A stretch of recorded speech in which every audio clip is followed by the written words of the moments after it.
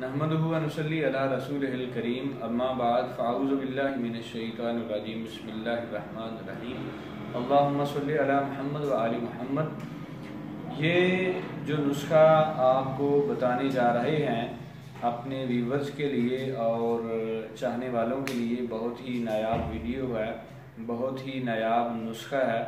ये आपको बताने जा रहे हैं, इंशाल्लाह बफ़ज़्ल खुदा आप आजमाएंगे तो ज़रूर हमें कमेंट से आगाह करते रहें।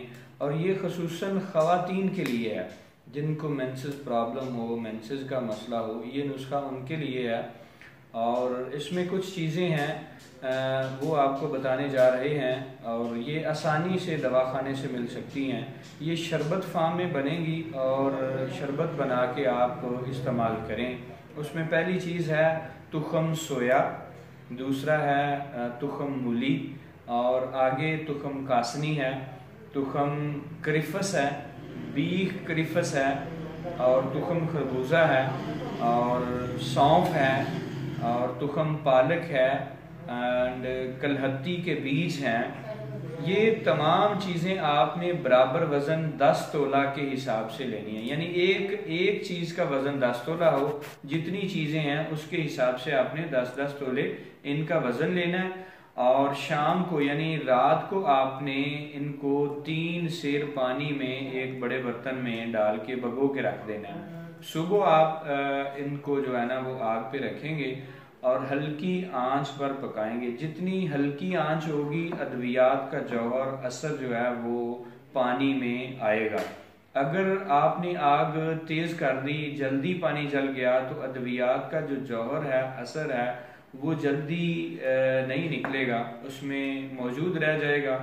तो लिहाजा जितनी ही जल्दी आग पर पकाएंगे उतना ही अद्वियात का असर निकलेगा।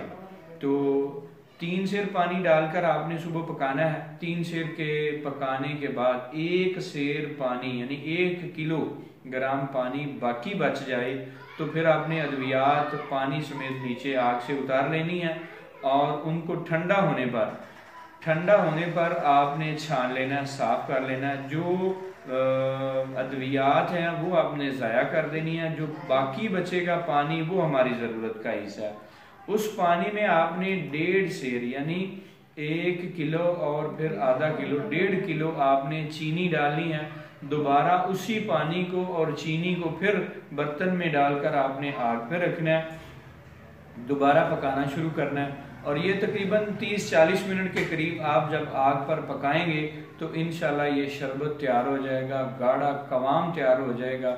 और इसका जो इस्तेमाल है वो आपने 3 चम्मच सुबह, 3 दोपहर, 3 शाम खाने के बाद निसफ गिलास पानी आपने गर्म कर लेना है और उसमें 3 चम्मच पानी, 3 चम्मच शरबत निसफ गिलास पानी नीम गर्म में डालकर आपने पीना है खाने के बाद। एक मेंसेस पीरियड से लेकर अगले मेंसेस पीरियड तक ये आपने प्रॉपर इस्तेमाल करना है। ये ख़वातीन के लिए बड़ी नायाब चीज़ है। जिन ख़वातीन को मेंसेस का प्रॉब्लम हो, उनके अगले हिस्से में दर्द है, नलों में दर्द है, पिछले हिस्से कमर में दर्द है, मेंसेस जब जारी होते हैं उन दिनों में काफ़ी पेन होती है और उन दिनों में वॉमिटिंग हो जाती है, बुखार का सिलसिला, तो ये इंशाल्लाह बफ़ज़्ल खुदा आप 1 महीना, एक मेंसेस पीरियड से दूसरे मेंसेस पीरियड तक इस्तेमाल करेंगी ख़वातीन तो इंशाल्लाह बफ़ज़्ल खुदा बहुत ही शिफा होगी। और हमें कमेंट से आगाह करते रहें। हमारा चैनल हिकमत और अमलियात ये देखते रहें।